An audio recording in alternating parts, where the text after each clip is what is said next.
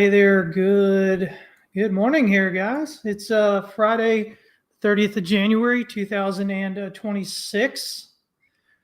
Hopefully you guys are doing all right. We had it's my first day back. I've been out sick for a bit here, but man, I kind of missed all that drama yesterday, thankfully, because sometimes people can be unbearable online when price goes down, right? But big moves there in gold, big moves in silver. To the downside, we have the DXY continuing to push down, which again, if you've been following me for any length of time, it's not a surprise, right? I've been talking about this for years now. This move down from 115 down into the low 90s at least. So we're kind of getting there. What else? We had Bitcoin kind of pull back a bit here. Everybody freaking out, right? Hey, I appreciate you guys. Thank you for the well wishes there. Trying to get better here. Not perfect yet, but definitely better than I was.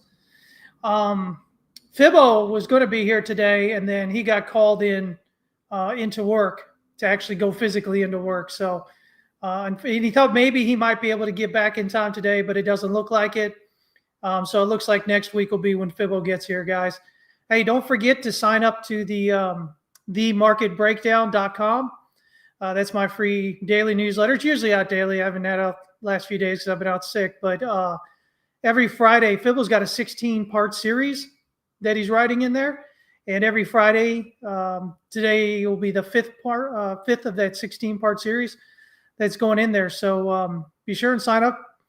And that way you can read it. You can watch all. You can also read the other ones that he's already put out there as well, guys. Okay. So yeah, be sure to do that. Also, I have a book now that I'm getting better here. A reset manual more or less that I'll be putting out here soon, guys. And so, if sometimes people get in there and they're just like, listen, I don't need the whole spiel. I know what to do. I just can't seem to do it consistently, right? If that's you, then this is going to be something you'll probably be really interested in. Basically, at the end of the day, if your trading feels kind of loud and emotional or exhausting, it's not that you're missing a strategy. You're just running on this noisy internal system. And so this manual I've put together is going to actually show you how to shut off that noise so that you can actually progress, right? And do the things that you can do, right? So it's for people that have been trading a bit. They just can't seem to get consistently profitable. Maybe you think jumping from system to system is the thing to do, and all this information and new indicators and more indicators and all this stuff, but that isn't what you need. And so I go in depth in that with that reset manual there. So I'll let you guys know when that's out. That may be all you need though, to finally become consistently profitable with your trading. So definitely something you should check out, guys. Let me see here. I'll let you know as soon as that's available. Maybe today or this weekend, I'll be able to get it out. So that's that. Again, what else we had? Like I said, we had gold, we had silver, we have the dollar, the DXY going down. We had Bitcoin drop. Pretty much everything kind of dropping, right? We even had stocks drop. And everybody's got reasons for it, but at the end of the day, if you've been paying any attention, especially online, you'll know everything's gotten quite euphoric, right? Everybody's talking about really, really large targets. This should be something that you guys know if you've been in crypto for any bit of time, right? For any cycle or two, you should notice that this really loud, oh my God, it's going way up there, and all these things, usually comes toward the end of the run, right? Yes, X is very emotional at the moment. Yeah. And so, again, you get these big moves, and we'll look at them today, and I'll tell you what I'm thinking so that you guys can see. If you're in TWC, especially, in our liquidity cartography group, you already know what my thoughts are. We've had targets. We've been nailing targets left and right, whether it's up or down. Bitcoin, when it's pulling back, is hitting our targets. The pullback it's got right now hit another target. So,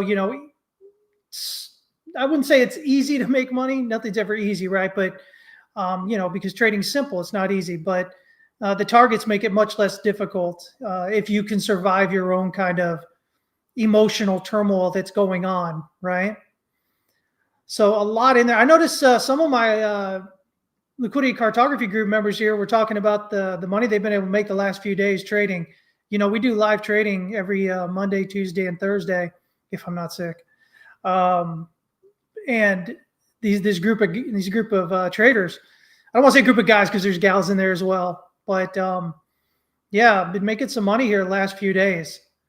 So here's Alvin. Alvin saying ended up making roughly 85 points on yesterday's chaos.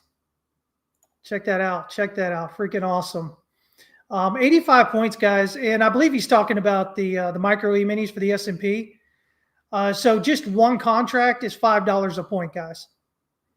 So, you know, you're talking about, you know, almost $400 there on one contract. 10 contracts, obviously, $4,000 almost. So, you know, depending on how much you're trading, you know, it actually ends up quite a bit. I know Jonathan up here, who's also in there and trades all the time. You guys can keep up with his trades. He posts his trades, you know, after the London session and everything, and talks about them there for everybody as well. But look at that. Did a small 331 points on gold this week. Small. So, yeah. Crazy time, right? Let me see here. So, yeah. So, you know, we've got our people in there. They're doing really well. We love seeing that, especially when I can't you know, trade with y'all because I'm out sick. But anyway, let's go ahead and jump in here, guys. I don't know how many charts I got. We'll see how long I can deal with this today. But let's go ahead and jump in here. And do me a favor, right before I do here, go ahead and hit the like. Subscribe to the channel if you're not already, or you know, follow me on X or wherever you're following me. And please share the link right now real quick if you guys wouldn't mind. I would appreciate that. So for my throat there. Look at Alvin says lots of opportunities once you know. Credit to Chris and TWC members. Yeah, but at the end of the day, guys, you know, y'all get out there and you make the trades, right? And that's what it's all about. There's a lot of people who are analysts in this world, and they can't actually do the trading part of it. They get caught up, right? It's again what I was talking about in this reset manual that I'm going to release here. A lot of people never get to that point where they can trade, or they can trade consistently, profitably, right? We know that, and we know most people don't get there. There's a lot of people who do great analysis that they just can't make that jump over there. So these, you know, these people that are in us with the Liquidity Cartography group have really stepped out and continue to do better and better. But it's a process, right? It's not going to happen overnight. If you've come into trading, or maybe you're hearing me for the first or second time here, and you think trading something's going to happen overnight, it's not. It is something that takes time. And a lot of people find out that it's not something they want to do. A lot of people, unfortunately, figure that out because they never actually learned how to do it properly. But some people do. You know, they'll learn how to do it properly, and then they'll just decide, you know, this isn't what I thought it was. And that in itself is worth its weight in gold, right? And gold right now is, you know, $5,000 an ounce. So there is that. But anyway, okay, let's go ahead and jump in here. Let me see. I got to get the thing up here. Hey, there we go. Look at that. All right. So this is Bitcoin, guys. As you can see here, it's still my main thought here is this idea that we've got this kind of wave 4. I've got this stupid thing on. Turn that off. Kind of like this potential wave 4 expanded flat, right? But locally, what do we have here? We have a couple of things. So locally, we have this range. Let's see if I can do it here. There we go. Whoops. And so if we jump into like the daily here,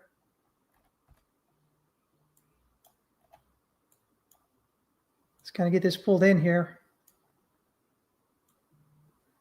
What I talked to our members about was this idea that, whoops, get up there, that, you know, if we lost this area here, and of course I've been talking about this because this monthly S1 pivot's been down here just below this swing low.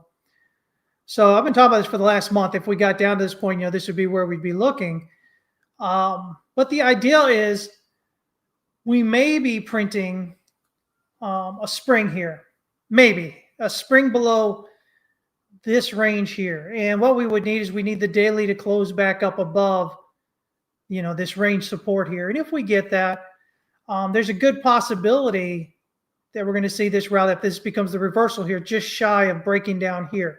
Now you have to think, where are most people looking? Most people that are, and you probably notice it if you're online, they're thinking, 60,000, 40,000, 20,000. They're thinking a lot lower, right? But they're missing these other possibilities along the way, right? And so this is a lot of what I teach at TWC, but we do have this range here. We do have volume dropping off through the range. You'll notice, see the pullback here? Look how the volume drops off. And then it spikes on this breakdown here below the swing low. And then today we're getting a lot of volume. It looks like this volume is going to surpass yesterday's volume. So we'll see if we can get this to close back up here. That doesn't guarantee that it's going to go up. But at that point, again, I start looking at this. I've talked to you guys about the kind of count I was looking at here possibly. So, this, to me, this looks like 1, 2, 3, 4, 5. Okay. This is an Elliott wave thing. And then here looks like a WXY to give us an A. And then an ABC. So WX is a triangle, and then ABC is Y to give us a B. And then we'd look for C here, or it's a WXY here as the correction. So the ideal is, as long as price remains above this swing low here, it's possible this is what we would call an expanded flat. All right. And so this is important because everybody's waiting for their breakdown, expecting the breakdown. So if this were to rally from here, most people aren't going to jump in this, right? Because they're worried it's going to go down further. They think it's got to go down further. And most people really wouldn't get interested until it breaks out up here at on this particular, this is Coinbase Bitcoin USD chart. So whatever, exchange you're looking at, that level right there, right around 97, almost 98,000 right there. Until it break about that, most people aren't even going to think about entering. Even once you break that, most people still aren't, because they're going to think, okay, well, it's already come up this far. So if I get in now, it's probably going to reverse on me and head down. So I'm not going to get in. And so it's going to cause a lot of emotional, psychological pain. If it were to do this and break out and continue up here, they would finally get in up here around this breakout up here at the all-time high. That's a lot of money to miss because you were thinking it had to go down to 60,000, right? Now, again, I'm not telling you this is definitely the low here and it can't go down lower. They definitely can. And especially, with the way it's in here, maybe, right? But right now you can go, okay, I can go, if I count this, right? So if this is going to be a flat correction here, wave C should be 5 waves. So we've got a 1 and a 2. We got a 3, and then 3, 3, and 5. So it looks like a running flat here, and then 5 down here.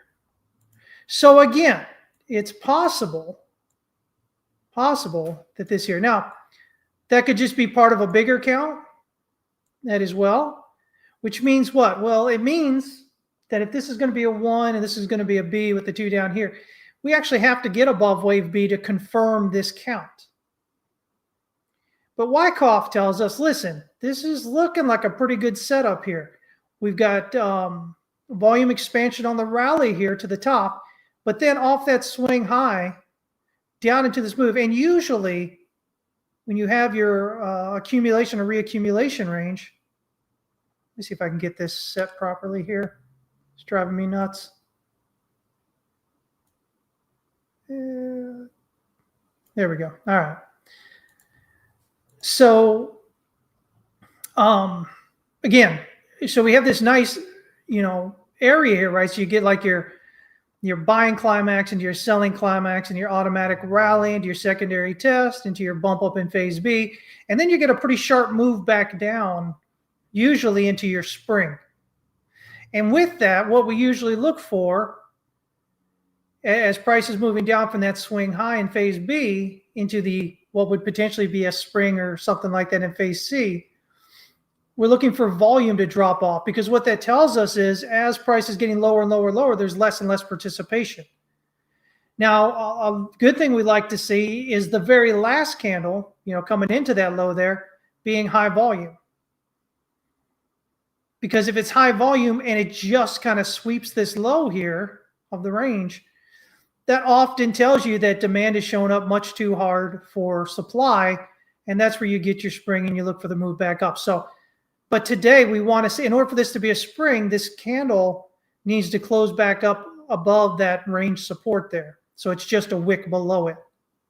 Okay? So that's what I'm watching for today. Do we do that? Now, a lot of new traders, when they have targets for pullbacks, they think those targets are entries. Your targets on pullback should never just be blind entries. Okay? You should always, when it gets to your target area, you want to zoom into a smaller time frame and see, hey, is this showing us that it's potentially reversing here? Or does it look more like it's just going to be like a bounce here and continue lower?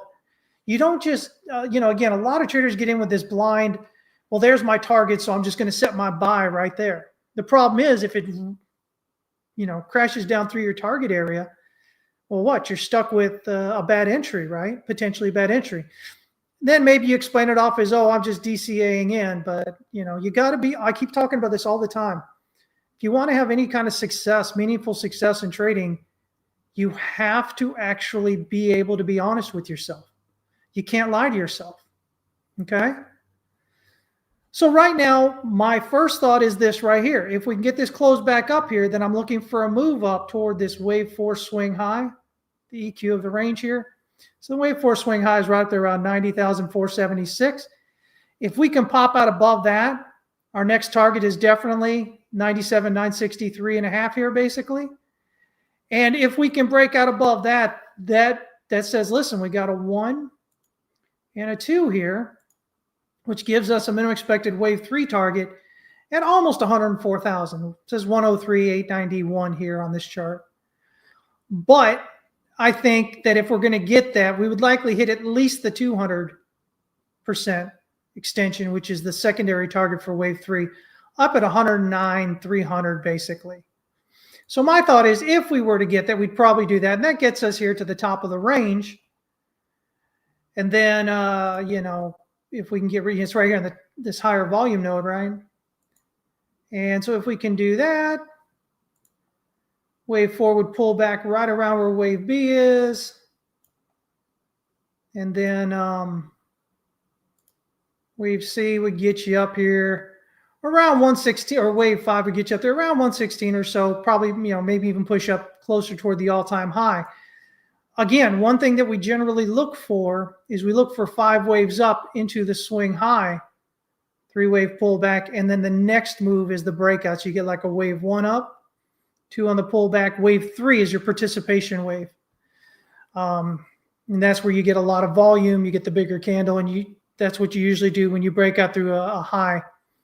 Okay? So this is kind of my thought right now. However, if we do drop down lower, we have our targets that we've continued to have. It is a possibility that this is actually the range here that's most important. And so we could get a sweep down below this range at this 80,000 area. And again, we'd look for the same thing. Do we get a wick below here and then a close back up? And if we do that, if we don't do that here, and instead we do it here, well, all it means is that that we end right here, and then we just start looking at the same idea here as the move up. If we continue down below that, this is where it gets interesting. This gets to our bigger target, right? So let me kind of get out of here. weekly here. And so this is the larger range I've been talking about. The idea is that we potentially had a flat correction happening here for wave 4 since basically January of last year. Okay. So when people say, oh, Bitcoin's been in a bear market for the past year, this is what they mean, even if they don't understand the pattern, right? If they don't understand what we're looking at here. And so with this, I could definitely potentially see a breakdown below this swing low because it looks like 1, 2, 3, 4, and we're working on 5 here. So here's a couple of ideas. One is, again, we potentially get the sweep below this kind of 80,000 area here, and then we close back above it. And if that's the low, because we don't actually get to wave A here, that would complete wave 4C, or wave C of 4. And because it doesn't actually get to wave A, that would say it's something that we call a running flat. Okay? But all that would mean is 3 is here, 4 is here. We've got a new all-time high coming. Okay? But still, if we continue to get a real sell-off, and there's a lot of volume in that, beyond, not closing up in here, not closing back up in here, then we do have this bigger range. And again, we would look for that same idea, the wick below, the close back up here. Now on this one, we would probably look at the weekly candle as the defining candle here, which is what we have here, the weekly, right? Because this range is over a year long. But again, we would look for potential here. Still, coming off the top here, we kind of, came down until we spiked here, rallied up, right? And then volume dropping off as we continue to drop here. You're not getting a lot of participation by the market, right? Through this entire range here, you can see that volumes have been dropping off. This entire range. It doesn't guarantee it, but it often tells you that it is a reaccumulation range. Again, there is nothing that's 100% works every time in trading, okay? But we might get that. And if we do get the sweep here, especially on the weekly, it is possible. This is that 74,000 target area. It is possible we could hit around 66,000 down here, the yearly S1 pivot. So all we're doing is we're watching these levels. If they break down, these are levels we're looking at as potential areas of possible reversal. Now, in doing that, what it does is it means that you're not getting emotionally attached to just say 60,000 or 40,000 or something like that, which is going to lose you a lot of money, that emotional attachment. Because what happens? It's what I talked about earlier. If you think it's going to break down here, and it's going to get down here or whatever, you've already kind of committed yourself to that. And it makes it really difficult to do anything different. And this is where a lot of you will find out that you're maybe struggling because you make these commitments in your head about what you think price has to do. And if it, as it's doing something different, you can't then adjust out of that. So instead of like buying the opportunity here and understanding what may be going on, right? If the opportunity shows itself, you won't get into that. That's what I was talking about earlier. And it'll keep going up. And then it'll break out here. And then you'll convince yourself, oh my gosh, it's already come up, $18,000,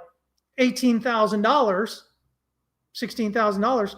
If I get in now, it's probably just going to reject and come down. And I lost my money here because either I've been in short here and now I've made a lot less money because I didn't get out down here, or I got in down here and it's coming up against me.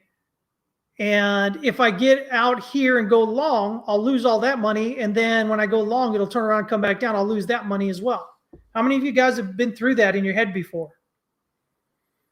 I bet you all have, right? I know I've been through that many times before when I was younger as well, when I was first getting into this.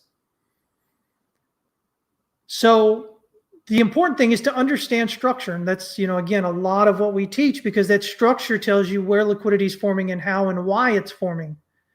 It's not just simply, hey, this, go right here or whatever. I help you understand why So that way you can do the analysis on your own. But this is what we're watching. Can we get the daily close back in here? If so, then we look toward that wave 4 swing high. If we get through there, we look to the wave B swing high. If we can get through there, then we're looking up toward the top of this larger range for that wave 3, right? But if not, we look for a sweep here.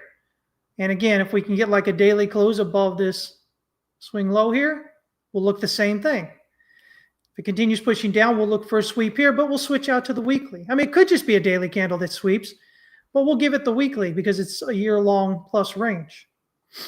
We'll look for that there. And in doing that, again, it could get down here, just sudden kind of capitulation, wipe out everybody in, and then they'll do that, right? Now, notice in none of this have I said that the top is in.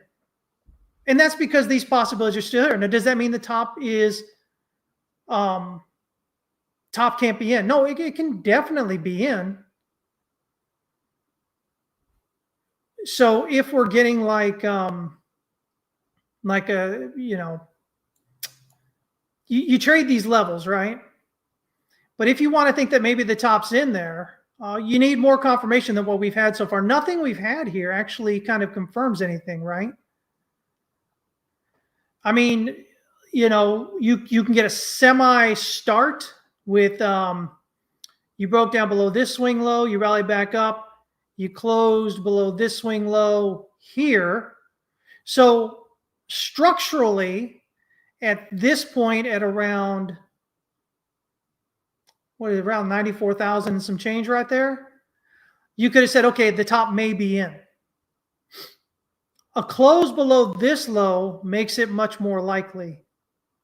Oh, but Chris, that was way up there. This is way down here. Yeah, but we're also talking about the larger time frame, right? See, people, they think on the daily time frame, but we're talking about a multi-year rally. We're talking about from down here, up here, right? And so, when you're looking at that,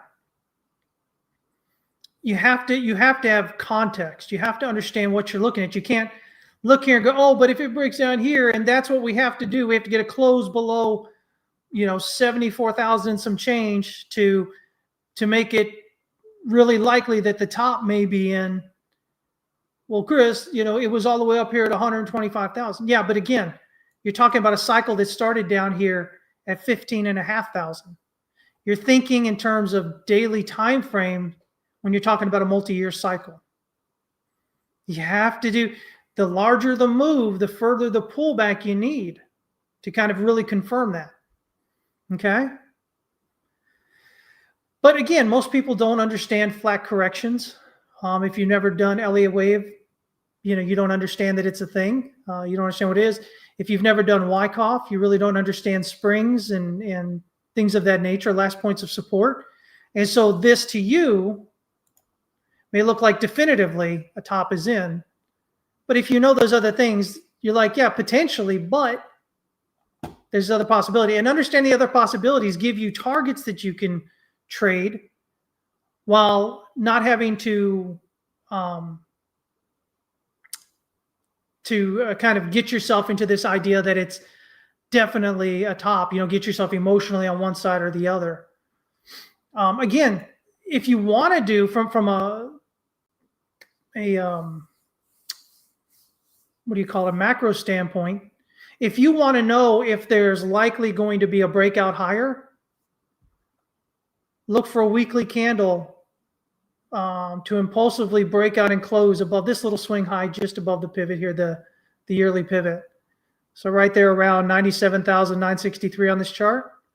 If you can get an impulsive weekly candle, break out and close above that, most likely wherever the low is, whether it's here or if it's down here or whatever, the low is going to be in. This becomes especially strong if you actually get the move to the S1 and then rally up and break out above that. If you do that, there should be absolutely no reason or very, very little reason why you think it's going to break down lower. And this is just something that in the way in which pivots work, again, if you're with us at Liquidity Cartography Group over at TWC, you understand what I'm talking about. But it's just a specific pattern in the way in which these pivots work. Again, nothing is 100%. And occasionally you'll get the breakout, and then you'll get, you get the impulsive breakout and close, and then you'll get a move back down. That happens occasionally. But most of the time, the odds are in your favor that if you get that, it means the low is likely in. So that's what we're looking here. We're just watching these ranges. The one we just did, the one slightly lower, and then this one lower here with that potential even monthly, yearly S1 pivot target down there. And that's really as simple as it is. Or, again, if you're looking to go long, where do you go long? Well, if you just want to keep it easy, and in the grand scheme of the macro context here, you're looking for that impulsive weekly candle breakout and close above that 997, 963 area. All right. So, I mean, that's where we're looking, again, could definitely drop down lower. Weekly RSI has not reset yet. Stochastic RSI may be curling back down to reset again. And so getting a move down into the yearly S1 pivot would likely reset those. As far as the daily goes, you can see right here that you've got potentially some bullish divergence maybe building here. Again, one more push lower on the daily to get to, if today were to push down and get a close, was to push down further, you could potentially get a reset, a close here on your RSI reset into oversold. And then you'd be looking at maybe like a lower low here in price and a higher low on RSI, giving you that bullish RSI divergence on the daily time frame. Let me see here. Once again, things I look at, I'm interested in the fact that we've got this large candle spread here as it's pushing down into this low. Big spike of volume. Look at, there's no other volume. Everything else from the swing high down, right, all the way to that candle right prior to that, whole move down, bunch of small candles, a lot of overlap, volume dropping off. So as it's coming down, just supply is not, the market's not jumping in to help send it lower, right? And so what they do right here, this one thing to push it through this area right here. It's this candle. Sudden spike of volume. There was no expansion of volume. It's not like here where you see how volume's expanding here. You see how volume's heading up higher as you're making higher highs and higher lows. Well, you're not getting that here. You're making lower highs and lower lows on less and less volume, less and less participation. So it gets really interesting here with what happens today, especially. Again, these are 12-hour candles, but you look on the daily. Can we get this reversal here? Because that would tell us that, as we've seen through here, the market is just not interested. It tried right here, big spike of volume, but it wasn't able to break down below the swing low. It has another chance right here, that last 12-hour candle. What happened? Maybe half the volume? There's no active, the participation rate is not increasing as it's getting nearer to the breakdown point.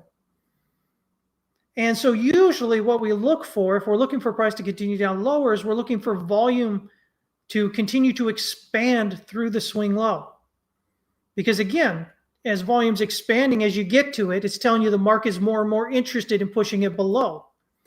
Versus here, where the market has not been interested at all, then it gave it one push here, and then again, nothing, kind of falling off. So again, we'll see what happens here. We'll see if we can get a bit of a reversal here. No guarantees, but these are the things you look for, right? These are the signs you start watching for. So that's where I'm at with Bitcoin here, okay? Ethereum, basically the same setup, right? Ethereum. Here's the same basic channels here. Same basic local and larger ranges, right? Local, larger ranges. By the way, this should be, got this one up a little bit too high here. Should be this right here. But so you get your local, and then you get your larger range. You get the breakdown through the local range, not the larger range yet. Same thing for Ethereum. Local, larger range, breakdown through the local range, not the larger range yet. Again, still looking at this same idea. Looks like 1, 2, 3, 4, 5. 5 waves up, leading diagonal. And then 3 waves down, 3 waves up. And then once again, your same idea. 1, 2, 3, flat is a 4, 5 here. So again, looking for the daily candle here to close back above that swing low, this local range swing low here at 27.1880. If we can get that, we'll look for a price to rally up here toward this 3,044.45 area. If we can close above that, we'll look for it to target this up here. 3402 and a half. And if we can break out of there, all of a sudden this potential 1, 2 here gives us a minimum expected wave 3 target. Up here, 4,027. Secondary target up here potentially at 43, 42 3/4. And it could even do higher, but those are like my initial and secondary targets. Only if we hold here. If we break down below the swing low, again, like the other one, is the idea that we'd look for a wick below it, move back up, and then we look at those same kind of target areas, and then we'd have to figure out where the wave 3 would be, because obviously breaking down below here, it's no longer a wave 2. But you know, our general targets here, we would look for it to play out. Now, what I like about where we're at with what's it called here with Ethereum is we're basically just sitting right on top of this previous range over here from May. So we're just kind of, you know, on top of that, finding support there. So again, it would be a great area to get a move off if we could. But if we're dropping down below here and we get more than a sweep, more than just a sweep there, you know, there's always the possibility we come on down here to 1248.86. But if I'm looking here, right, this looks like 1, 2, 3, 4, 5. And so, you know, if that's going to be correct, then we shouldn't be dropping below the swing low here. We should be, you know, finding support somewhere in here or heading up, right? So yeah, so I'm looking at this as like a 1 and a 2 here, and then potentially a 1 and a 2 here, or maybe a 1 if it breaks a little bit lower, a 2 there. But I would look for it to find support right in here, you know, kind of like we found support in all these areas here, more or less, at that low volume node. The market's just not interested in that 2100 area, but it's definitely interested where we're at right now. You see the high volume node there. So again, Ethereum looking a lot like Bitcoin, and like Bitcoin could still break down a bit further, but we're going to still look at those same kind of range areas that we have there, at least locally right now, the one we're at, and then the next one lower here. Let me see here. Let me see what you guys are talking about here. Let me see here. Kimosabi, how are you doing? Good to see you. So a local spring and not a dip below the November 1st selling climax? Maybe, Sats. Yeah, we'll see. Again, you know, as you know, nothing's guaranteed. But, you know, that's what it is about trading, right? I know when we first come in, we want to have a lot of guarantees, and we have to think that we have to know what's definitely going to happen. But the reality of it is, you know, professional traders don't. They don't pretend to know. They don't concern themselves with a lot of these things that retail traders concern themselves. Okay? And so, that takes a big change when you're first coming into trading, but it's a change that's definitely required in order for you to actually become, consistently profitable. Again, this is more of the stuff that's in that reset manual I'm going to be putting out here soon, where we discuss, differences between the way that retail kind of looks at sizing and looks at risk and looks at discipline and all these ideas, and the way the professionals actually look at it. And it's like, you're going to get a lot of clarity. That's the biggest thing that you'll get from that. Really, is so much clarity on what may be causing you to have the issues that you're having. Let me see here. Andrew's saying, let me see here. What do you got? Andrew saying something to also watch is the ETF charts like ARCB or others similar. When looking at ARCB on the weekly, it's pretty clean, 5 up, and the yearly S1 is just past the 50% pullback level area to watch. Yeah. Definitely you can get some ideas for sure out of that as well, because even though they're not exactly Bitcoin, this is one thing you guys want to keep in mind, is that your ETFs aren't Bitcoin, right? Yes, they take in Bitcoin and they sell Bitcoin, but they are not Bitcoin. They are another product. They're an ETF, which has in it other fees and things associated with it, active management, stuff like that, depending on what you're looking at. And those things are going to, make price movement a little bit different than what you might expect. It's the same thing when people were looking at MicroStrategy strategy now, right? And they say, oh, well, they're buying Bitcoin. So that they're going to tell us what's going on with Bitcoin. Well, no, not necessarily, because strategy is a stock, right? And so it has its own other things that people that are buying into it are thinking about, the price of the stock, along with all the different things that go into it, right? The ways you would value a company versus valuing Bitcoin by itself. So you can definitely look at the ETFs to get some guidance for sure if you're unsure about what's looking at Bitcoin. But you also have to remember, for instance, if you pull up ARCB here, right? Let's say we'll look at Solana in just a minute here. But let me look at I think you said ARCB, right? So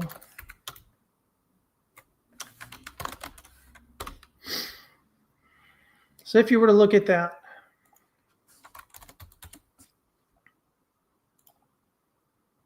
let's get that here.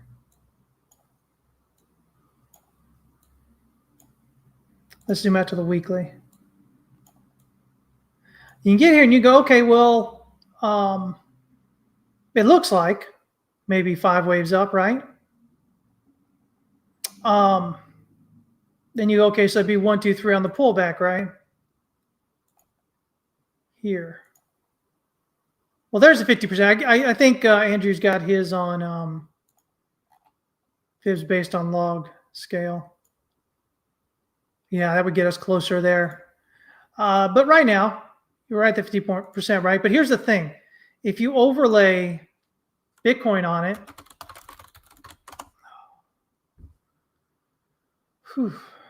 sorry guys, got a really bad headache here. If you overlay that on it, right?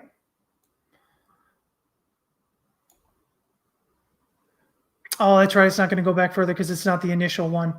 But anyway, this would be, say, if you think this is 5 waves up, this is 5 waves up just from January of 24, right? So just from, I'll throw it right on here. Probably the easier way to do it.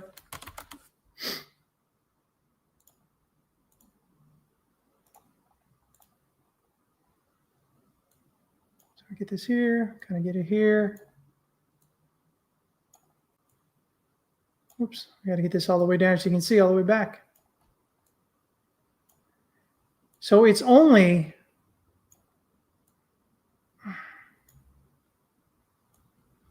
only from really this place right here, right? So you've got all this area here that it's not part of that, right? And so you have to keep that in mind when you do look at the ETFs. You want to make sure that you understand, if you didn't know this, that, again, they started there in January 24. The bear market low was over here in November of 22. So, a year plus earlier. Okay. Let me see here. So, yeah, you could be looking at it for sure. But just make sure that you understand that it's not starting from down here. So if you're trying to understand where we are in this whole thing. But if you're here, you're just looking at where you're at here. Let me see. On ARC-B.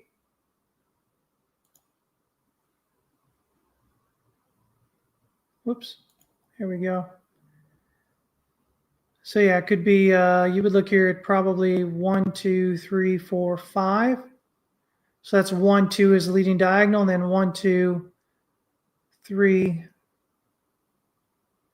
4, maybe a triangle here, A, B, C, D, E, and then 5. See, that then becomes 1, 2, 3, 4, 1, 2, 3, 4, 5 potentially, which means that this could actually be a wave 3 right here, which we're just getting beyond that 50% right into the low volume node area. So what I'm saying is, if we're counting this, it's possible it might even be this.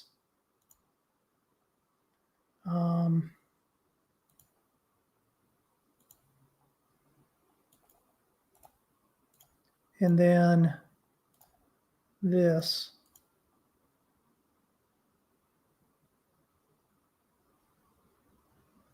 3, 4, 5 here. No. Nope, that won't work, because this would be a leading diagonal and this would be an ending diagonal. So let's kind of move this out a little bit. What if we get a 1 and a 2 here as a flat? And then this is 1, 2, 3, 4, 5. So that's a 1, 2 there.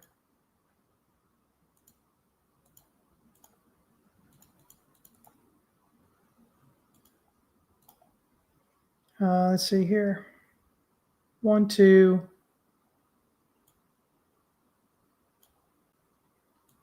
3, 4.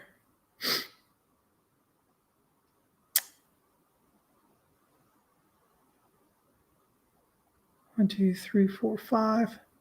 I think this has got to be a running triangle here. I think this is 1, 2, 3, 4, 5. So that would, that would have to work kind of like this, because now, come on, grab it. There we go. Because now you can have this as an ending diagonal. You can go 1, 2. Yeah, it looks like ABC 1, 2, ABC 3, 4, and then ABC 5 here.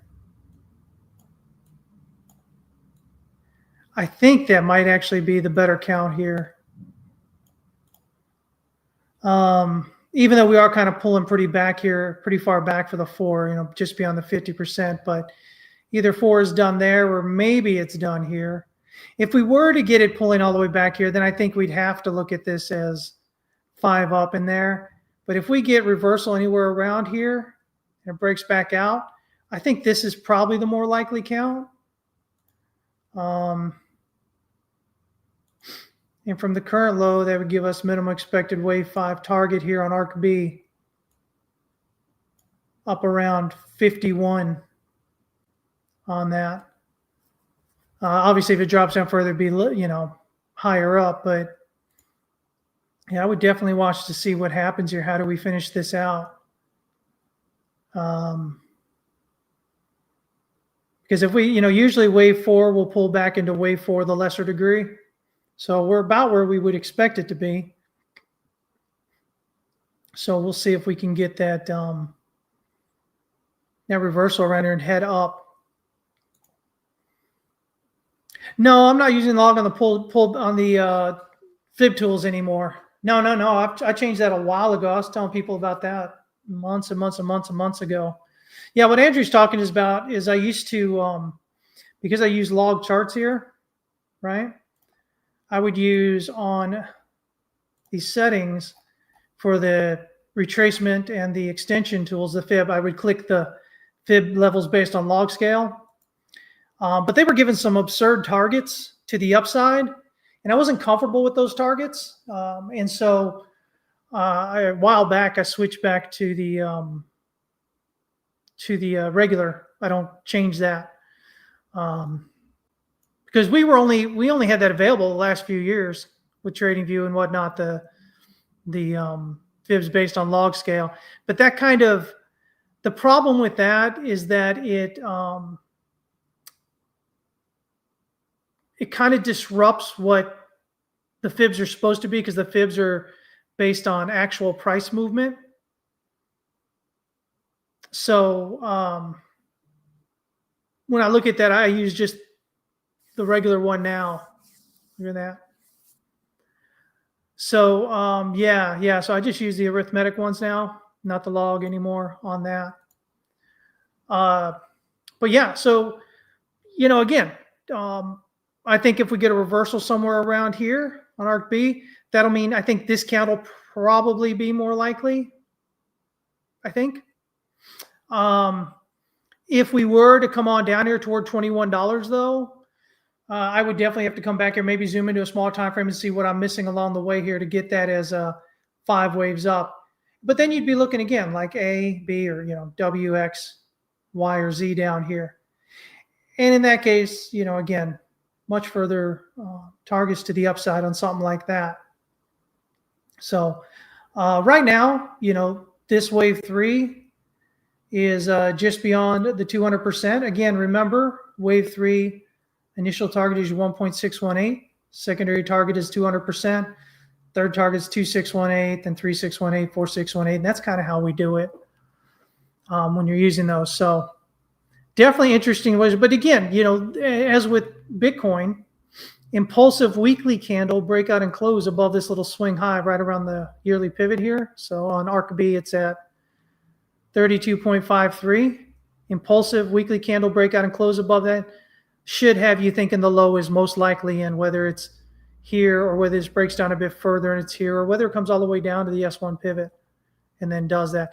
Especially if it comes down to the S1 pivot and then reverses in this area and then breaks out and closes impulsively above this level, there should be very little doubt in your mind that that low is in. Okay. Again, nothing's 100% guaranteed, but generally speaking, that low would be in for that. Okay. Fibbo says the reason is because, oh, did you really say the reason is because? Oh, got a pet peeve about that. The log scales fibs are a gimmick on log scales. Makes no sense to measure proportion in psychology. Come at me, Fibbo says. He's inviting y'all to come in. He says, come at me. When he says that, I think of the Matrix, where what's his name is sitting there and he's like, oh, come on. Anyway, so yeah. Let me see here. So yeah, so that's kind of what we're looking there, right? Again, Ethereum looking awful similar right here locally to what we're looking at here on Bitcoin. No reason to look at them differently. Same ideas coming in with both of them right here. Do we manage to close above the support there, or do we swing this one and close above it? The only thing that's different is we do have this larger range, of course, here on Bitcoin that we don't have on Ethereum. But again, Ethereum would suggest that you'd find support in this area prior to the breakdown through this low volume node area. Same as where you've had it all supporting here and all over here as well. The market's just not really interested in these areas. They're really interested right here. This is your largest volume node. And then Oh, it looks like over here you got some on the lower side, but right now coming up, that's it right there.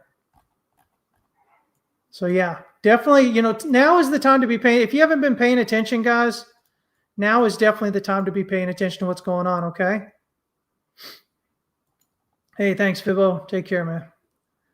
Let's see here. Solana, real quick. Solana, again, same idea. We've got a range. We've got the sweep of the low, trying to close back above that support. If we can, that's going to signal that may be a spring right there. We'll look up here around this 128, 129 area. If we can get a close above that, we'll look up here at 148 3/4. If we get a close above that, that should probably indicate that that low's in and we're heading up. And if you just want simple targets, guys, listen, I don't know if anybody's told you this, but if you just want simple price action targets, just look at your swing areas. These make simple targets. And I wouldn't target the wicks. I would target where the candle bodies are. So like right here around 167 or so. You could look right up here around 187. Well, basically 200 right there. Right up here around 208.5. So you can kind of look at that, just a simple target. You don't have to know much about trading. You can just look at that. You're going to expect resistance at those lower highs. You're going to expect support at the higher lows as you rally up and pull back. So just a quick kind of tip there. But again, we'll look for that there. If not, see here. Oh, let's see, man. From basically this point, I mean, it kind of from up here, volume picked up a little bit just initially, but from this point here all the way down, look at volume. Less and less participation. Now we're getting to this area and we're starting to get more. So demand is showing up in this area. So again, if we can get that rally up through here and then through here, I mean, it really looks like that low is probably in. But no guarantees, right? And if it continues lower, we can look down here for a sweep of this swing low at 95.26. But the monthly pivots here, they show on the daily time frame, they're going to change. Let me see, tomorrow's the 31st. So after probably, I think it's like around 6 p.m. Central, 7 p.m. Eastern tomorrow, they should change for the new month. And so you're going to see these kind of move down a little bit lower. And if you do that, in the S1 pivots sitting below price, use that as an easy target. Okay. But again, same idea here. We get this across a lot of crypto potential kind of sweeps of the low here and potential rallies, but it has to do it, right? We can't guarantee it's going to do it, but if it does, if we can close back up in the range, just leave a wick here, that opens up the potential. And then you look basically around, the last decent swing here, lower high, which is usually going to be around the monthly pivot on these. As your initial target, close above that. Look at your recent swing high up there from, mid-month. As you do that.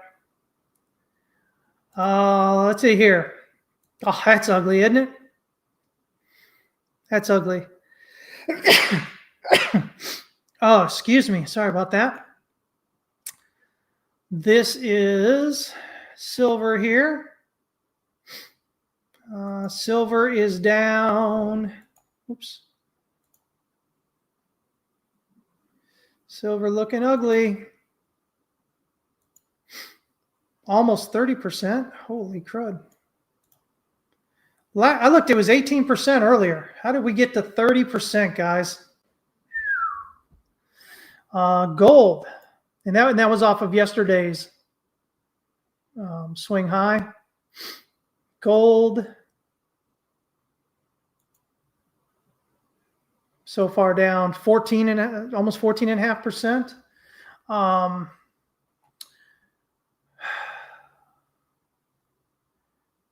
Let me see here. Let's zoom out to the weekly real quick. Look at that weekly candle. That is an ugly candle. You definitely don't want to see that. And you had bearish divergence. You're getting bearish divergence here. So you had bearish divergence, then you had bullish divergence. Now you've got bearish divergence again right here on the weekly. And see that spike of volume? You don't want to see these spikes of volume when you're coming up to an end. Now, if we're watching from here, see I had this expansion of volume up here, and then the pullback, and then you went up again. You might be able to claim expansion of volume here, but you're starting to get a little iffy, right? It's not like this kind of volume expansion. It's a much bigger jump.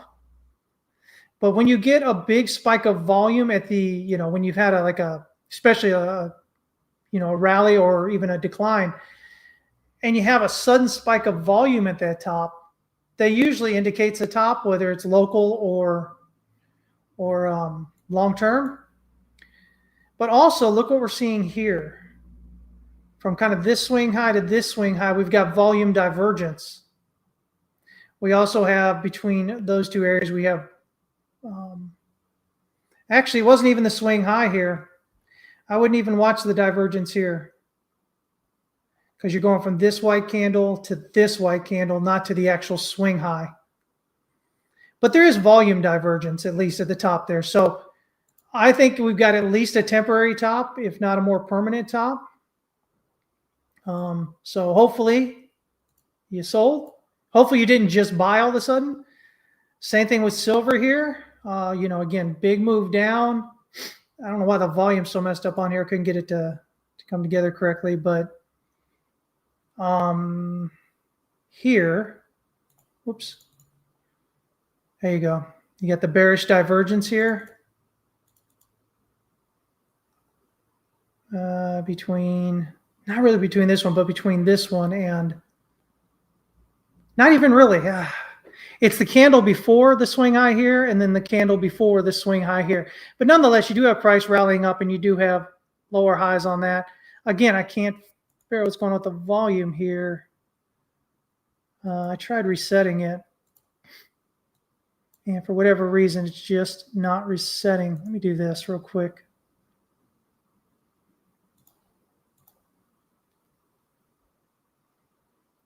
Where are we at? There we go.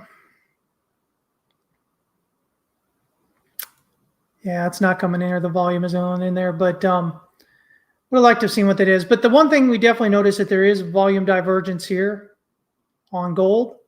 And this is a very ugly looking weekly candle. The weekly candle here on silver came with the volume there. Also ugly looking, though not the big wick we had here, but definitely big, huge outside bar, bearish engulfing candle. Now, the one thing you want to pay attention to is we are just coming up to this previous support there. But if we can't get a rally up off that, I think there's a good chance we come on down to this 61.23 area with silver there. So we do that. What are you guys saying over here? Let me catch up with y'all. GT4 for life. GT4 life forever. Sorry, I couldn't read that correctly. Says, I've held a physical silver bag for 15 years and sold it last week. Finally, huh? Always had a $100 target. Thought it would take another 10 years to get there, though. Well, hey, now you got a little bit quicker. Yeah, it is pretty insane where it's at. And overall, definitely not surprising at the moment. But here's the thing, folks. We have what I want you to pay attention. You notice this big rejection, right? And again, the big rejection here, right, on gold and silver. And also, once again, let me pull up the DXY here.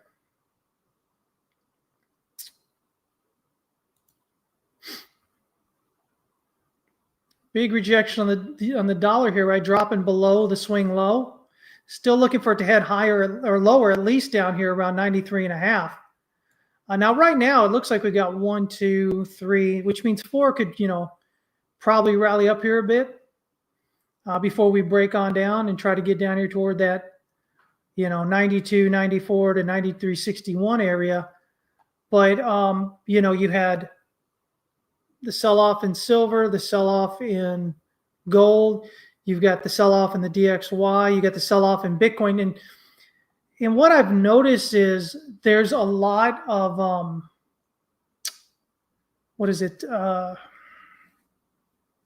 a lot of doomism. It's the end of the world. It's the end of the system. It's the end of the dollar, all this stuff, right?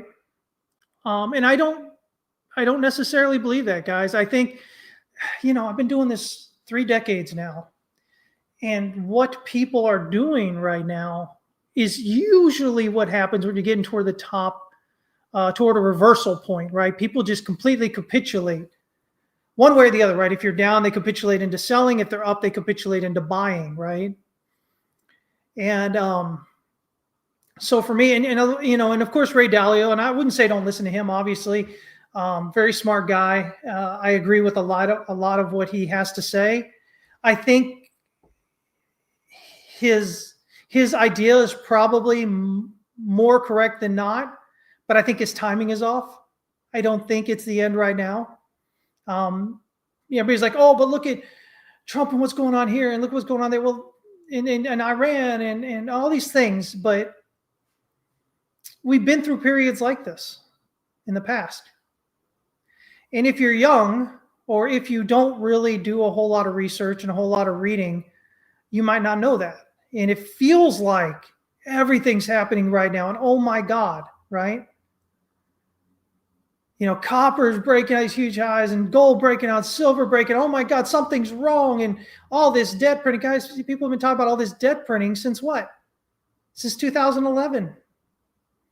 It really picked up right after the COVID, right? It's easy to get caught up in the end of the world is here, Chicken Little, sky's falling, right? But nothing has happened that suggests that. Okay? Nick from Flagler, 8616 says, the future's uncertain and the end is always near. Yes. That, as human beings, that's the way we tend to think, right? And so I don't think necessarily that that's the end, that this is, oh my God, the way it all goes down. No, I think we've hit an extreme. And now we kind of move from that extreme, right? With the modern economic system for the US, especially, right? The system does a lot less of resetting, like breaking down and completely starting up anew, and much more of resetting the internal plumbing. Does that make sense?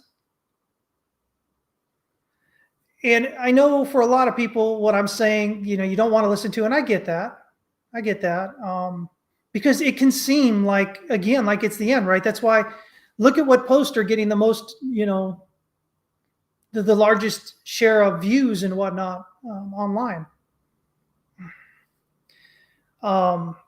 They're the ones that are doom and gloom, right? They're the ones that are talking about it's the end. And actually, if you look at everything else, it's much more like a resetting into a new kind of start, right? If you look at, I don't know how many of y'all, closely follow things like AI and energy and all these types of things and the financial system itself. I do. And I see a lot more potential for that to be the start of something huge rather than this to be the end of it all, and kind of restarting. And, I was like everybody else, I was kind of intrigued by the fourth turning. But when you sit back after you first read, and you read it a few times, you kind of sit back and start considering and thinking and, researching and looking back, it doesn't really make as much sense as it seems to. And that's, again, I bring that up because a lot of people are talking about, the fourth turning and, oh my God, this is the time when it does and whatever. And I just think that right now we're at that point where people generally tend to get to the extremes. And we're at that. And I don't think that's it and that's the end of it. And hopefully, if you've been concerned about that and worried about that, hopefully this kind of helps your nerves a bit, makes you feel a little bit better. But there's nothing actually happening right now that says, oh my God, that's the end. There's a lot of people saying, oh, it could be, because all this stuff is happening, but nothing's actually happened to kind of confirm it, to say that that's it. Does that make sense? You have a lot of what ifs. Oh my God, gold's flying and silver's flying. So that's telling us that the system's broken and now it's going to break, and the dollar's going to hyperinflate and all this nonsense that people have been talking about for so long. Okay. Let me see here.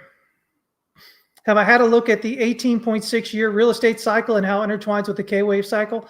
I haven't looked at that specifically. I have studied K cycles, though, K-wave cycles.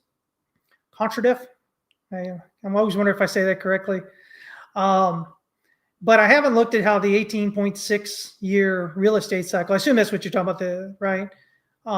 Intertwines with it. I do know that, generally speaking, again, something I've said a few times, people like to say, again, in the markets, we like to say that you don't ever want to say this time is different.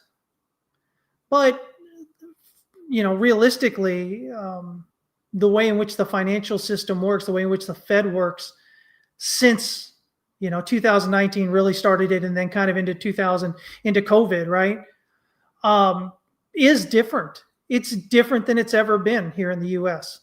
So I think things are different a bit here, which is going to have effects on real estate and effects on equities and effects on bonds. And, why doesn't the 60-40 portfolio work anymore, right? That was the thing up until 5 years ago, right? And so there are things that are significantly different at this time, right? And so I think it's going to take some time. I think this is a transition kind of period, not, like I said, not a complete start anew thing.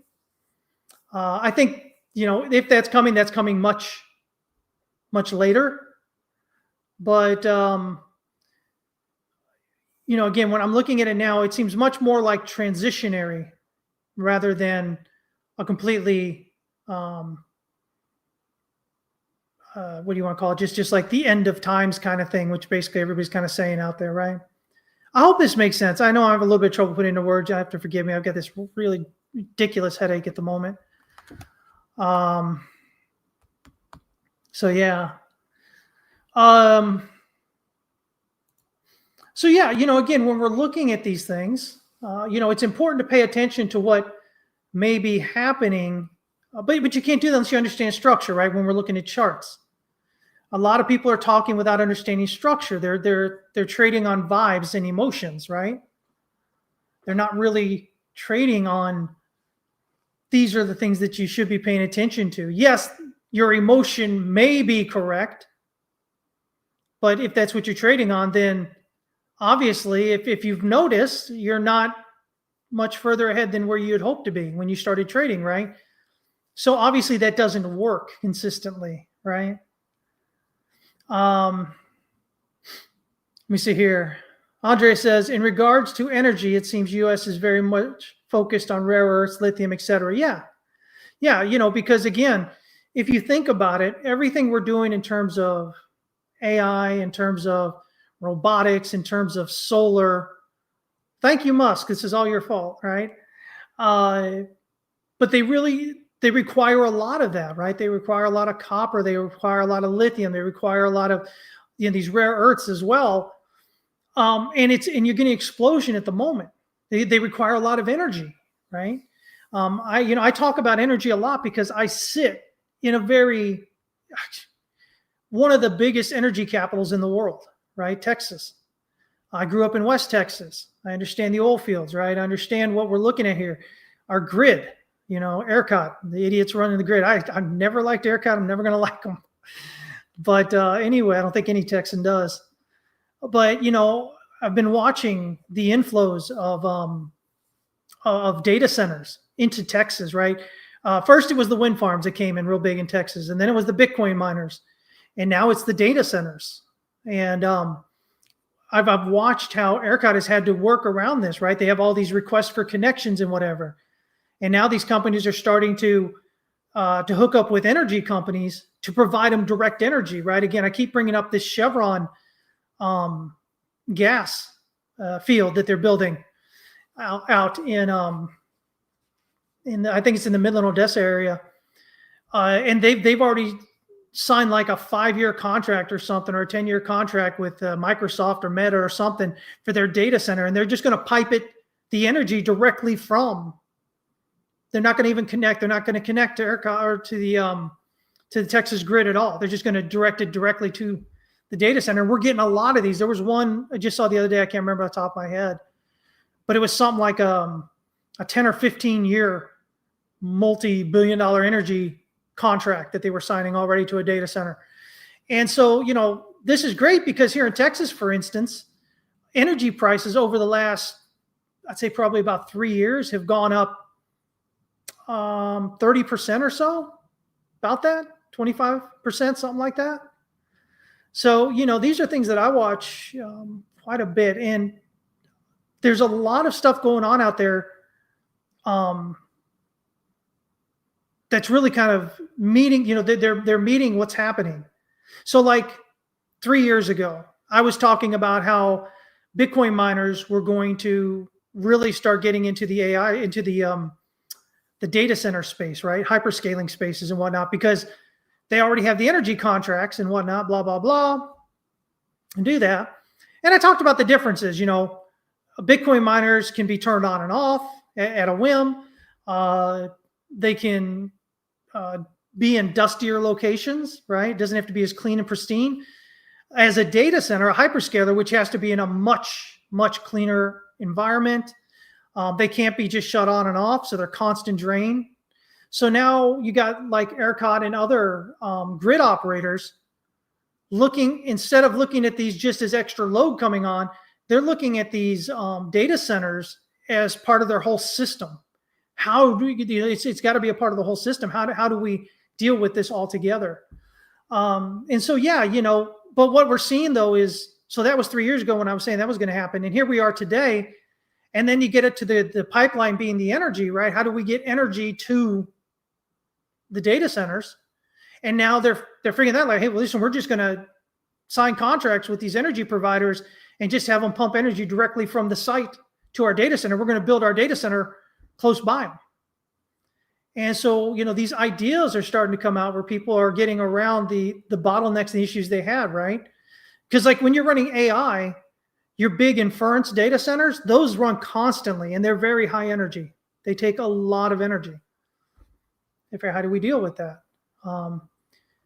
But I don't see that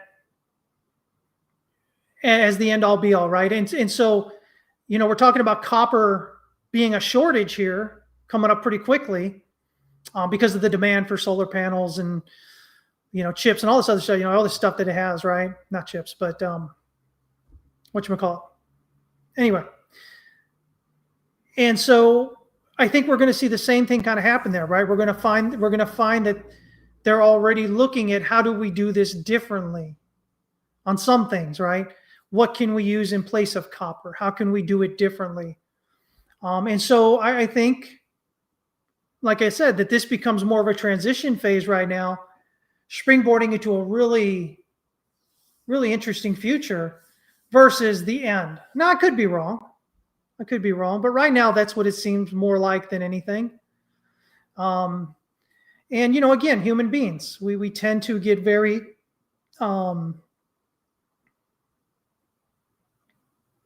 very emotional, right? And you're seeing right now all this emotion happening at all these different levels in all these different areas.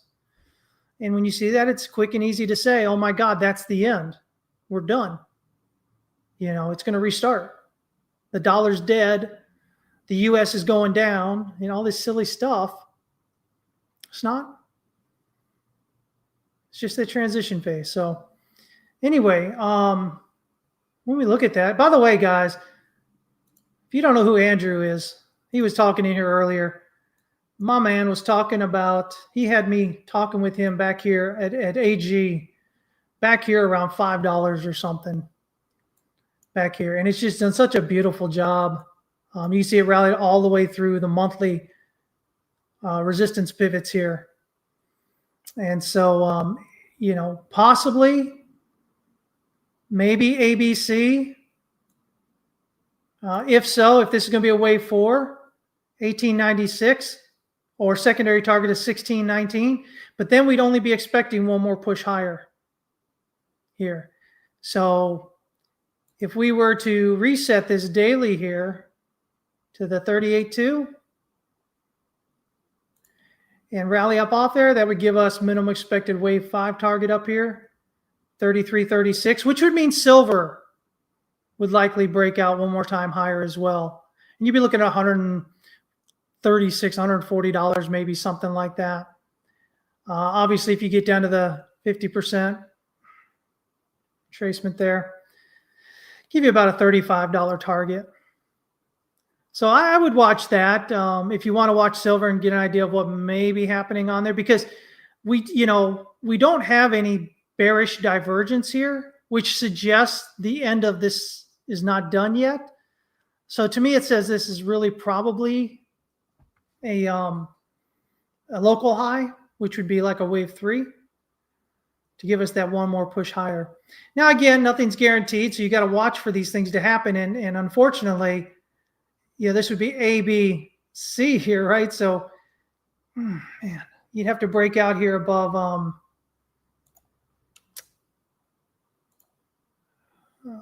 here, 27.25. As long as this just stayed 3 waves down, you'd have to break out above that to confirm it. But again, you know, if you're in TWC and the Liquidity Cartography group, you know how we do this, right? You know, we don't necessarily just trade flatly off the large time frame. So, hey, Tio, good to see you, buddy.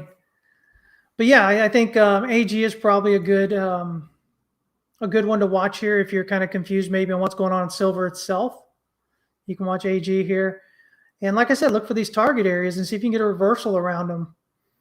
See if you get the reset here on the daily RSI and stochastic RSI when you're hitting those levels. And then, you know, again, look for that reversal and quite possibly maybe getting for one more move higher. I'm sure this is probably scaring a lot of people out, but you're going to have a lot of people watch this and go, oh, look, I got my opportunity to get in now. And they might be right? Motivate mastery. Hey, listen, I appreciate the question. I can't tell you what you should do specifically. That's against the law. I don't have a, what do you call a RA license, a registered advisor license. So by law, I cannot tell you what you specifically should do in your circumstance. But Motivate's question is, I bought gold at 53.50. I am already at a loss as of today. Should I buy now or forget and sell and hold on? And yeah, you know, again, I know that's not the answer you want to hear, but that is the legal answer because I don't want to go to prison, which literally could. That's federal law. But if we look at the gold chart, again, look back over here at the gold chart. Man, that's a tough one, right? Let me zoom in a little bit here. Do we have any hopefulness here? Because right now we continue to pop down. We're about 16%. Let me see here.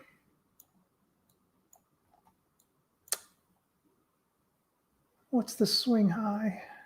56.2680, 56.25. Okay. So right now, the way I look at this, it looks like 1, 2, 3, 4, 5. So it's possible. This could be an A, a B, and a C here. And again, if we're like silver, what I was talking about here, you know, we would expect a bit further pullback before we rally to a new high. Let me kind of bring this up here all the way. You can see that the 4-hour has reset down and oversold for here. I would think on this chart, let me kind of zoom in here again. Okay, this is going to be different because this came lower than here. So let me see.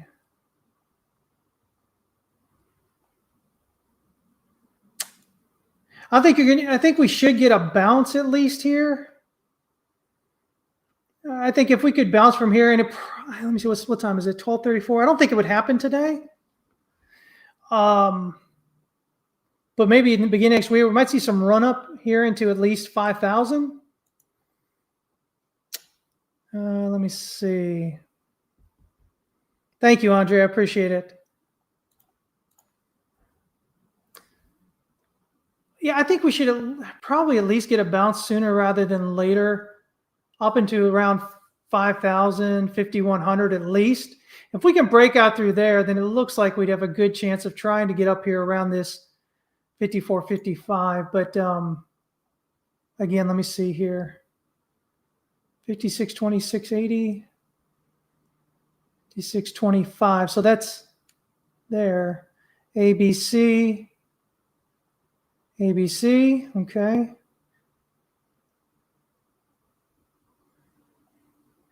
ABC. Yeah, it's possible this could, instead of a WXY or an ABC.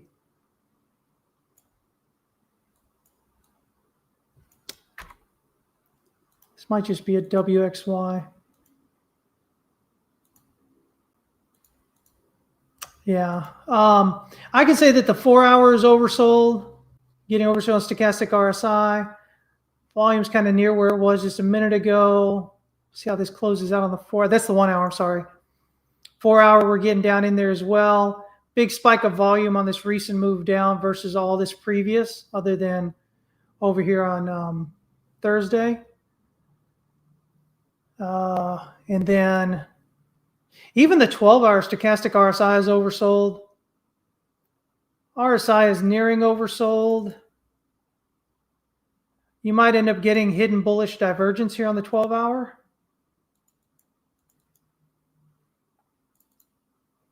Just higher lows here, even if it pulls back a bit further and you get your lower lows in your RSI, which would signal, again, another push up higher more likely than not. So yeah, I would, if I'm looking at this right now, I think there's probably an opportunity to get out on a bounce at least, if not a breakout higher. But the problem is, and there's nothing we can do about this, the problem is that if this count is going to be correct, we've got to get about way up here. So on gold futures, that's up there at 54.80 and 20 cents. We got to get about over there to confirm this pattern. And, it sucks. It sucks if you bought somewhere in here and you're thinking, man, can I still get out? Should I sell right now? But I think ultimately you get a bounce up there toward that 5,000, 5,100 area at least. But again, if we can clear that 51, 5,200 area, I think it's got a good chance to get up there 5,400, up there around that wave X. And if you're breaking out above that, that should have you heading higher. So for right now, from where we're currently at, that would give us a pattern target of 61.83. Obviously, if it comes down a little bit further here, the target will go a little bit higher. But again, this has to stay ABC here, and you have to rally up through that wave X to kind of confirm that.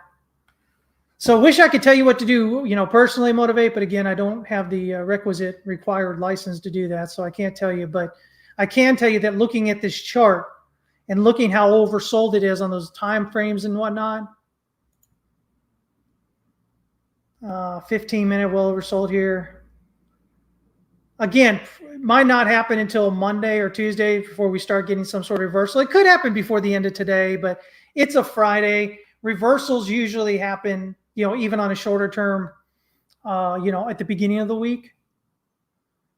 But he's definitely trying to hold here. Head up there. So we'll see. We'll see if we can get that one more push higher But right now, that's kind of how I'd have to look at it. If you're kind of wondering, should I buy right now, or I'm holding, should I sell, or shouldn't I? There's your information to kind of decide. Again, when you do zoom into these smaller time frames with these big candles down, most of the time what you get is a run back up through those big candles into that consolidation, which again gets you that 5,000 to 5,100 area. And then again, closing back above all that really signals a possible run up here. And if you're breaking out above that, then you should be looking up higher on that. Does that make sense? Diego says, if it makes you feel better, I just longed. But really, it all depends on your risk management.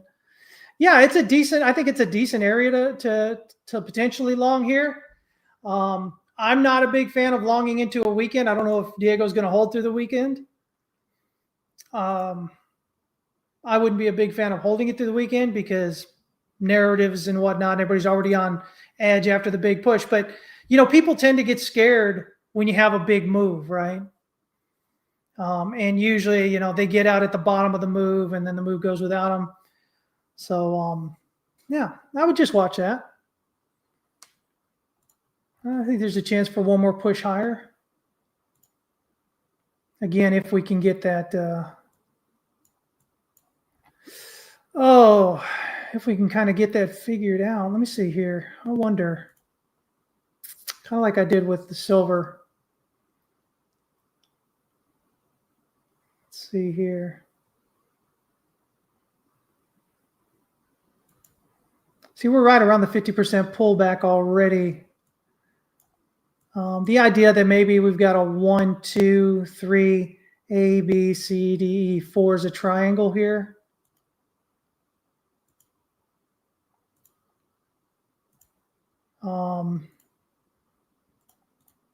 But yeah, so like a 1, 2, 3, 4. And then this would be like a 1, 2, 3, 4, 5 to finish it up there.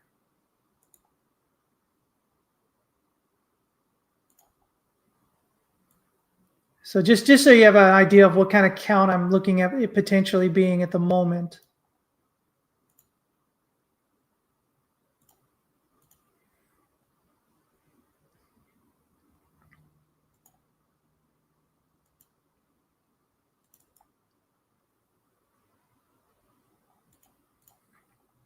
Again, it could still come on, push down lower here. If we were to drop below this wave 2 here at 42.8430, that would invalidate this end count that I've got here, this local count. If we were to drop below that.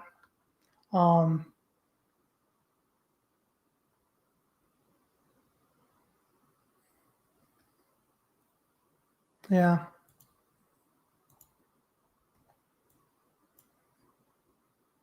But again, we do have on the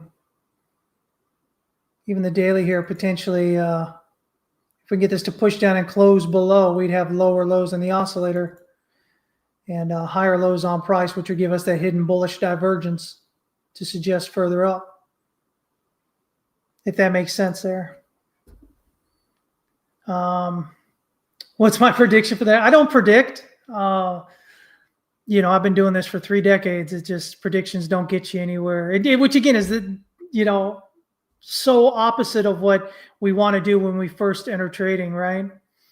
But again, I think we're probably very much closer to an end than we are to a beginning. If we can get this move, if we can get a rally here and push this one more push higher, we should have then probably months of sideways and downward, I think, at least. And so that's the way I would be looking at that, most likely. But again, zooming out here.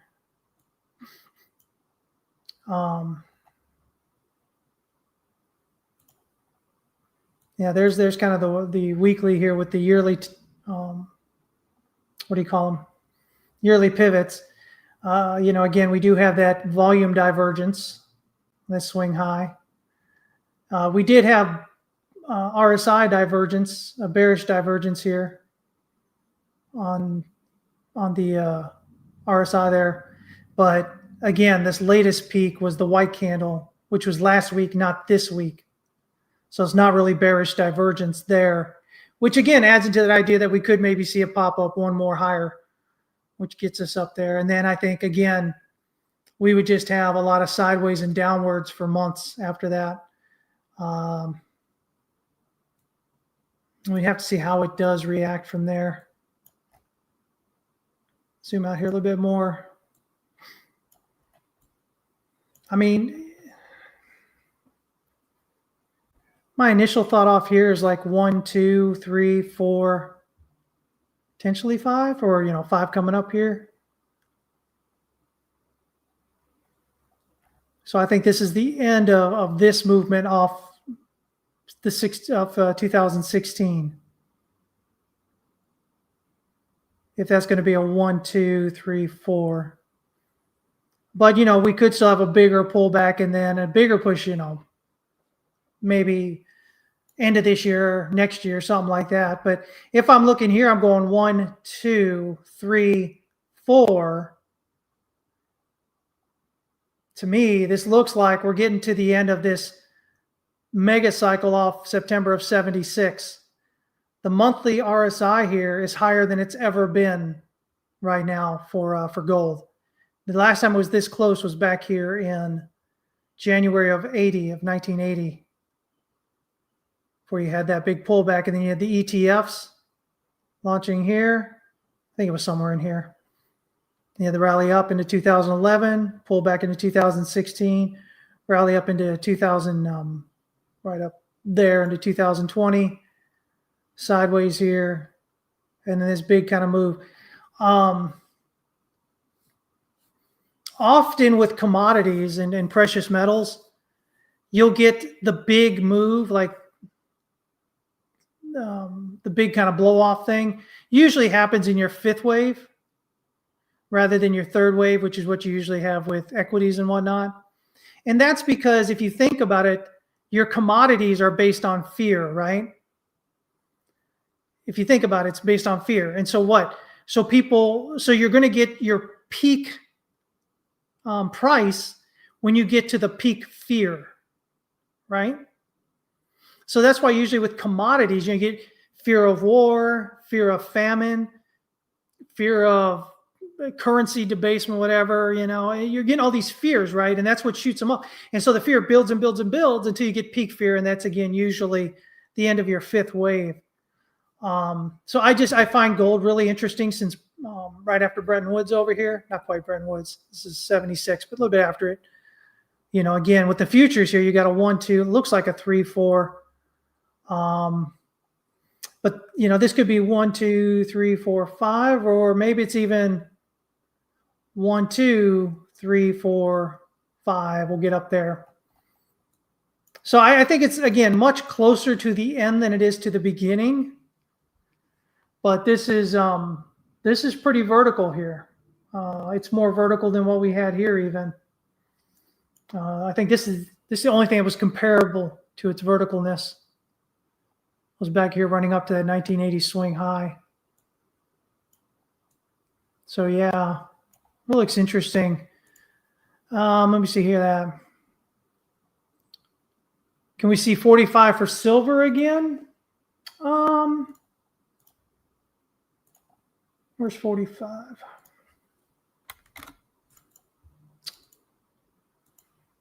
Oops.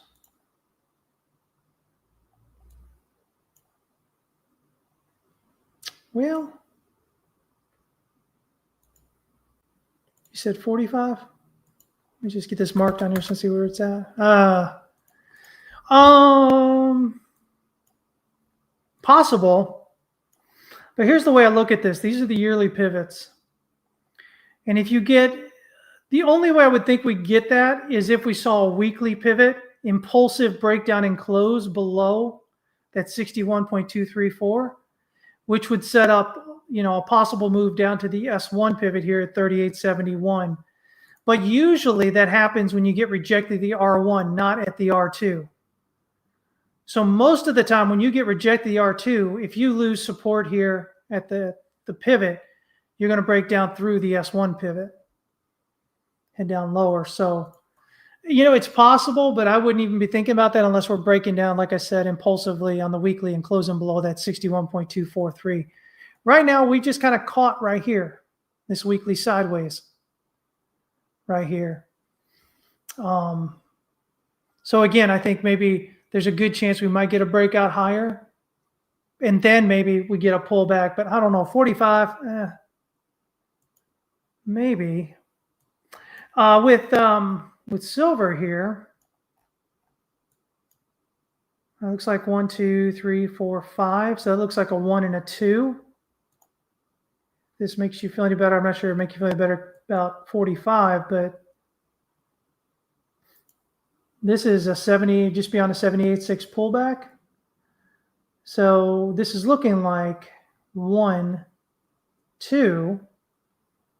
And then this would be 1, 2, which would make this most likely be 3. So this would be like a 1, 2, 3, 4, get a 5. So when it's done, so whether it's done here or it breaks out a bit higher, let's see where we are right here.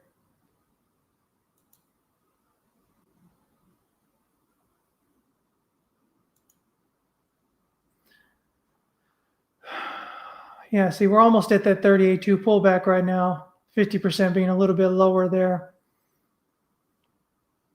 Yeah, I would look at that maybe like a 1, 2, 3, 4, 5 gets us 1, 2, 3, 4, whether we're here or put it a little bit further, and then a 5. If this is going to be 1, 2,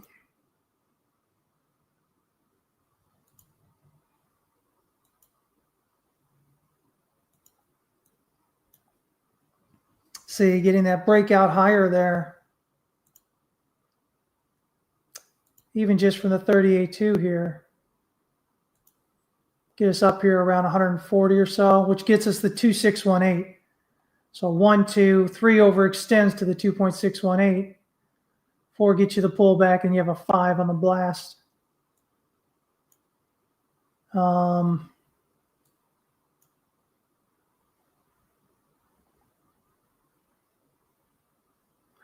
This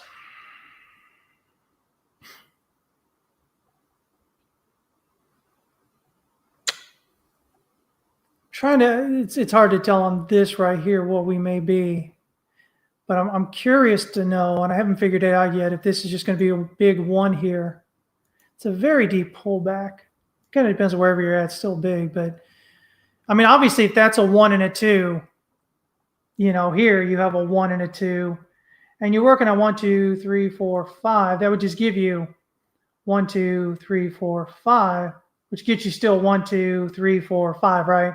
Not that you're going to get way up here at $600, but I just mean, you still got more running and pulling back along the way to do on that. So I'm kind of iffy on the overall count at the moment. The other possibility is you see something like this. 1, 2, 1, 2, 1, 2, 3, 4, 5, 3, 4, 5 gives us 3, 4, 5. Oh no, see, that is the same one. Yeah. So I'm thinking that's probably what that is. A 1 and a 2 there, which again gives you quite potential extended move still to come, but it's not going to happen overnight, folks. Like you'd have this next potential breakout to get that wave 3, and then there's a good chance you might have months of sideways and downwards for 4, because that's such a big move up. And most likely, if it doesn't just drop right back down, most likely what you're going to get is a triangle or a flat correction here. So it'll go sideways for a while on something like that, potentially. I really need to go over these counts to figure out what they are for sure, but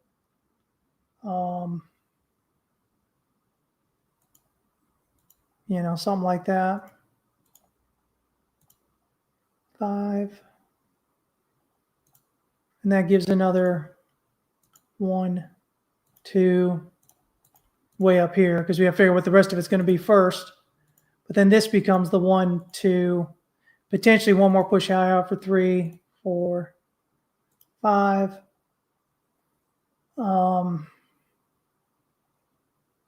So that would be that 3 then at that 5. And I know they're all the same degree here. I'm just trying to get this figured out overall. Just a real quick kind of push here. 1, 2, 4, 5, be 3, 4, 5. Again, not that it has to get this high or whatever, but just what we're kind of looking at here.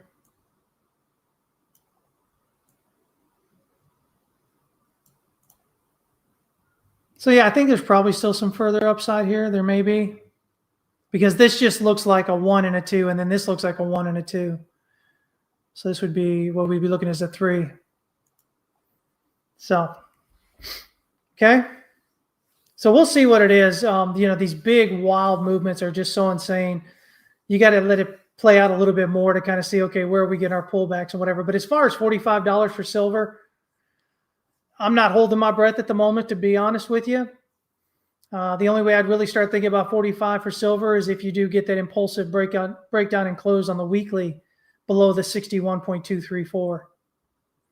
And then I'd think about 45. But other than that, my initial thought is that 61.234 should hold as support, because we've had such a big impulsive breakout and close above it already. Okay.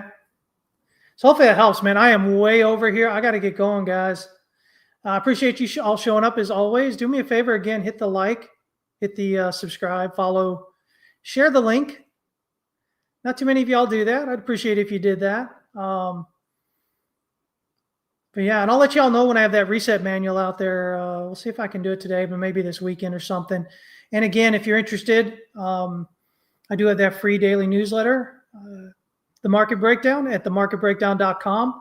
You can sign up for that. And Fibbo's got a 16-part series in there, Threshold Lens, that each part comes out every Friday. So we've already had 4 that have done. The 5th one comes out today.